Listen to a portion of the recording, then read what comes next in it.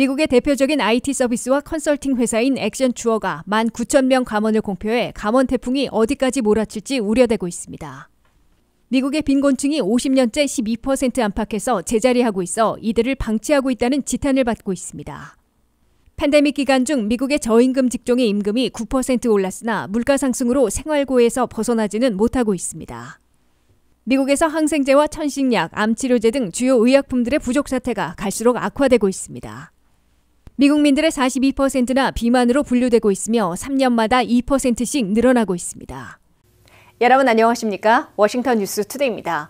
온라인 상거래 공룡인 아마존이 9,000명 추가 해고를 발표한 데 이어 대표적인 IT 서비스와 컨설팅 회사인 액션추어가 19,000명 감원을 공표해 미국 대기업들의 감원 태풍이 어디까지 몰아칠지 우려되고 있습니다. 특히 테크 업종에서만 발표된 감원 규모가 30만 명을 넘은 것으로 나타나 머지않아 미국의 고용시장과 경제 전반에도 타격을 가할 것으로 예측되고 있습니다. 한면태 기자가 보도합니다. 미국 대기업들의 감원 태풍이 끝없이 거세게 몰아치고 있어 고용시장과 경제 전반을 강타할지 모른다는 우려가 커지고 있습니다. 2023년 새벽부터 거세게 몰아치고 있는 대기업들의 감원 태풍은 3달 동안 초대형 기업들이 10,000명 이상씩 해고에 나서고 있습니다. 대표적인 IT 서비스와 컨설팅 회사인 액센추어는 앞으로 18개월 동안 19,000명이나 대량 감원한다고 발표했습니다.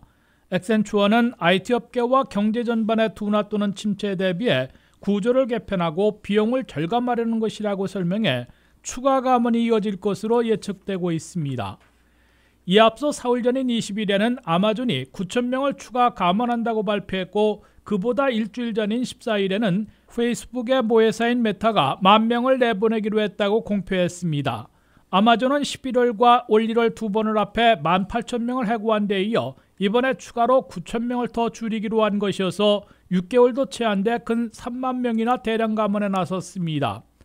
페이스북의 모회사인 메타도 지난해 11월 11,000명을 해고한 데 이어 이번에 10,000명을 추가로 내보내겠다고 발표해 해고 규모를 2만 명 이상으로 급증시켰습니다.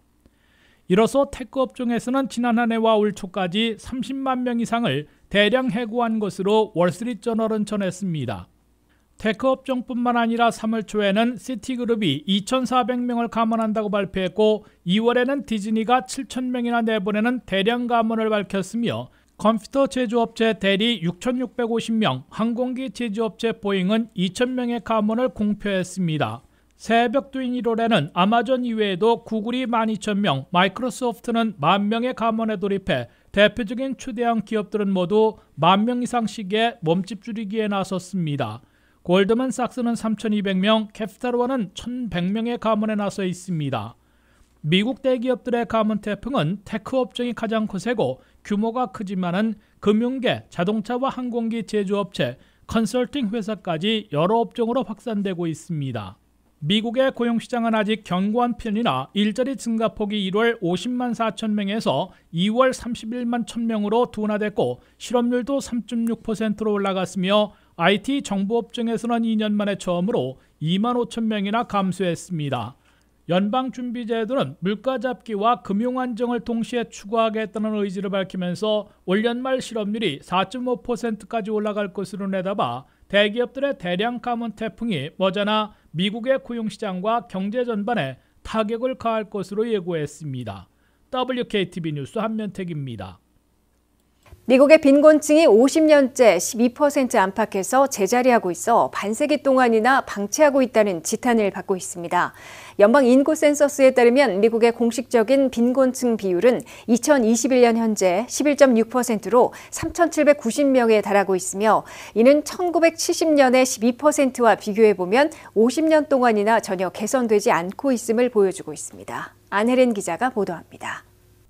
미국은 지난 50년간 천연두를 추방했고 기대 수명을 10년이나 늘렸으며 인터넷 혁명으로 세상을 바꾸는 데 앞장서 왔으나 빈곤층 문제는 전혀 개선하거나 해결하지 못하고 있습니다. 연방 센서스가 발표한 미국의 빈곤층은 2021년 현재 3,790만 명으로 빈곤율은 11.6%를 기록했습니다. 미국의 빈곤율은 1970년에 12%였는데 소폭 등락이 있지만 무려 50년째 12% 안팎에서 제자리하고 있는 겁니다. 연방보건복지부가 발표하는 연방 빈곤선은 올해 현재 1인 14,580달러, 2인 19,720달러, 4인 가족 3만 달러 이하의 소득으로 생활하고 있으면 빈곤층으로 분류되고 있습니다. 미국의 빈곤율은 주별로 큰 격차를 보이고 있는데 최악은 미시시피로 19%를 넘고 있고 최저는 뉴햄프셔로 7%에 못 미치고 있습니다. 워싱턴 수도권에서는 DC가 14.4%로 평균보다 높은 반면 버지니아는 9.4%, 메릴랜드는 8.4%로 낮은 편입니다. 한인들이 많이 사는 캘리포니아는 12%, 뉴욕은 12.6%, 플로리다는 12.4%며 조지아는 13.3%를 기록하고 있습니다. 빈곤 퇴치 보고서로 플리처상을 수상했던 매튜 데스먼드 프린스턴 대학 사회학 교수는 정책 결정상의 문제로 정부 복지 혜택이 차별적으로 제공되고 있고 빈부차가 심해 빈곤 문제를 50년 동안이나 해결하지 못하고 있다고 비판했습니다. 예를 들어 미국의 대다수 기업들에서는 노조가 약해 근로자들의 임금은 느리게 올라가는 반면 CEO들의 연봉과 성과 보너스 등은 급등해 왔다고 데스먼드 교수는 지적했습니다. 또한 서민들을 위한 공공주택이나 렌트비 보조 바우처 예산은 한 해에 530억 달러가 지원된 반면에 홈 오너들에게 모기지이자 세액공제를 받도록 1,900억 달러를 배정해 빈부격차가 더 벌어지게 만들고 있다고 데스먼드 교수는 밝혔습니다. 미국의 부유층과 대기업들이 세금을 내야 하는 만큼 내도록 바꾼다면 정부 세입을 한 해에 1,750억 달러를 추가로 늘릴 수 있으며 그 돈으로 빈곤층을 모두 없앨 수 있다고 데스먼드 교수는 제안했습니다. 데스먼드 교수는 복지 예산을 재분배하자는 게 아니라 정부 지원을 부유층에는 적게, 빈곤층에게는 많이 돌아가도록 정책을 수정하는 것이라고 설명했습니다. WKTV 뉴스 안혜련입니다. 미국에서 팬데믹 기간 중 저임금 직종의 임금이 3년간 9% 올라 40년 만에 가장 빠르고 많이 급등한 것으로 나타났습니다. 하지만 기본적으로 저임금이기 때문에 물가 급등에서 생활고를 피하지는 못하고 있는 것으로 지적되고 있습니다. 미국에서 힘들고 험한 일을 도맡고 있는 저임금 직종의 임금이 그나마 팬데믹 기간 중 급등했으나 그보다 물가가 더 많이 올라 생활고에서 벗어나지는 못하고 있습니다. 미국에서 임금 수준이 낮은 10% 계층의 근로임금은 2019년부터 2021년 사이인 팬데믹 기간 3년 동안 9% 인상됐다고 CBS 뉴스가 보도했습니다.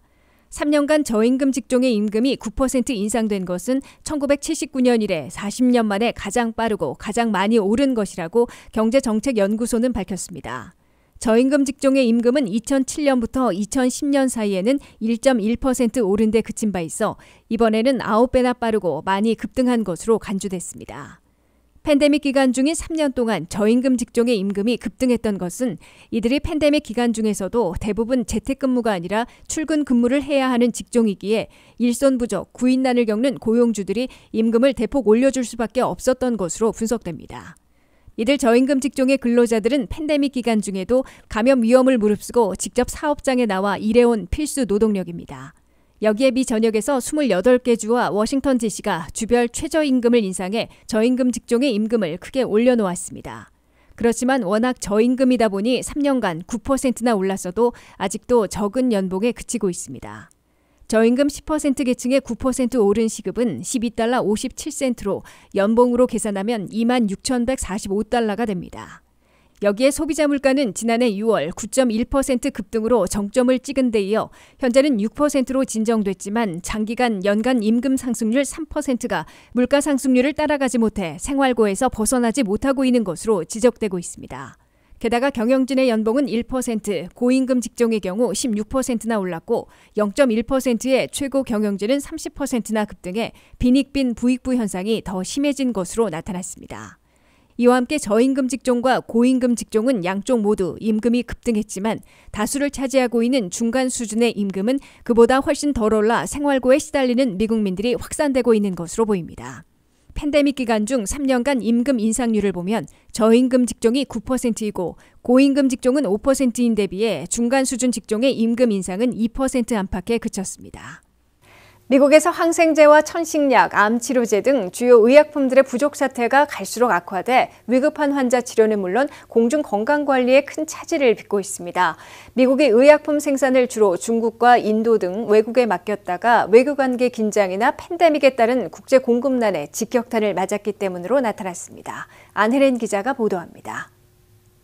미국이 5년 만에 최악의 의약품 부족 사태를 겪고 있다고 CBS 뉴스가 23일 보도했습니다. 미국은 2022년 말에 주요 의약품 300종에서 심각한 부족 사태를 겪은 것으로 연방상원 국토안보와 정부문제의원회 보고서에서 밝혀졌습니다. 이 상원 보고서에 따르면 미국에서는 2021년에서 2022년 말 사이에 295종의 의약품에서 부족 사태를 겪어 1년 만에 30%나 확산됐습니다. 이는 5년 만에 최악의 약품 부족 사태를 겪은 것이라고 상원 보고서는 지적했습니다. 더욱이 항생제, 암치료제, 천식약, 방사선 검사 시 사용하는 물질, IV 식염수까지 핵심 약품 15종이 부족 사태를 겪은 의약품에 포함되어 있습니다. 핵심 의약품 부족 사태가 심각해진 것은 10년 만에 최악이라고 상원 보고서는 우려했습니다. 현재도 부족 사태를 겪고 있는 핵심 의약품들로는 항생제와 천식치료제, 모르핀 주사제, 스테로이드 복용약, IV 식염수, 수술 전 수면 마취에 쓰는 프로포폴 등이 있다고 CBS 뉴스는 전했습니다. 미국이 5년 내지 10년 만에 의약품 부족 사태에 시달리게 된 주된 요인은 의약품 생산과 공급을 중국과 인도 등 외국에 너무 많이 의존해왔는데 이 생산과 공급에 큰 문제가 발생했기 때문으로 상원 보고서는 분석했습니다. 미-중 라이벌 관계가 수년째 긴장되고 있고 팬데믹 이후에는 해외 공급망이 셧다운됐거나 극심한 정체에 빠져 의약품 부족 사태를 악화시킨 것으로 상원 보고서는 밝혔습니다.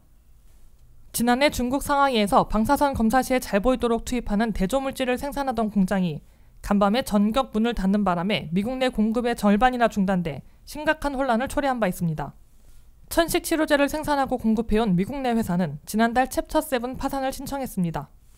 의약품 부족 사태는 즉각 처방약 제조에서 에러를 발생시키고 위급 환자를 적시에 치료하지 못해 생명을 위태롭게 만드는 심각한 사태를 초래할 수 있습니다.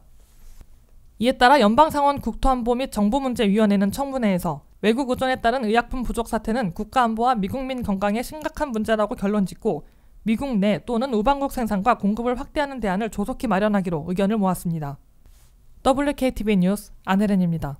미국민들의 42%나 비만으로 분류되고 있어 3년마다 2%씩 늘어나고 있습니다.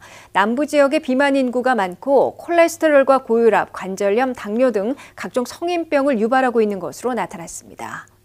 미국민들 가운데 비만으로 살아가는 인구가 해마다 늘어나 현재 10명 중에 4명을 넘어섰습니다.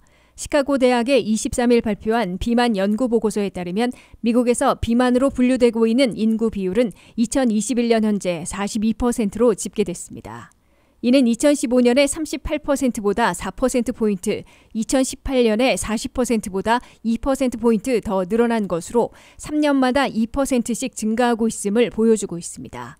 남성의 비만 비율은 42%이고 여성은 43%로 엇비슷했습니다. 흑인 비만 비율이 50%로 가장 높고 히스패닉은 46%, 백인은 42%인 반면에 아시아계는 18%로 한층 낮은 것으로 나타났습니다. 연령별 비만 비율을 보면 10대와 20대는 33%였다가 30대 들어 46%로 급등했고 40대에는 49%로 가장 높아졌으며 50대와 64세까지는 45%로 소폭 내려갔고 65세 이상에선 41%로 낮아졌습니다. 지역별로는 남부 지역이 비만 비율이 가장 높고 그다음 중서부도 높은 편이었으며 동북부와 서북부 지역은 상대적으로 낮은 편입니다. 워싱턴 DC의 비만율이 33%, 콜로라도주는 34%로 최저였으며 매사추세츠와 하와이 각 35%, 캘리포니아와 뉴욕이 각 37%, 뉴저지와 플로리다 38%로 전국 평균보다 낮았습니다. 메릴랜드와 버지니아는 각 43%로 전국 평균을 약간 웃돌았습니다. 미 전국에서 가장 비만 인구가 많은 주 지역은 웨스트 버지니아와 미시시피로 과반을 넘는 51%를 기록하고 있습니다. 비만으로 가장 많이 얻고 있는 성인병으로는 나쁜 콜레스테롤과 고혈압이 각 33%로 나타났습니다. 관절염을 겪는 비율도 25%로 그 뒤를 이었습니다. 당뇨병은 11%, 심혈관 질환은 8%, 심장병과 협심증은 각 4%, 뇌졸중과 신장병은 각 3%씩 비만으로 초래되고 있습니다. 이상으로 워싱턴 뉴스투데이를 마치겠습니다. 시청해주신 여러분 고맙습니다.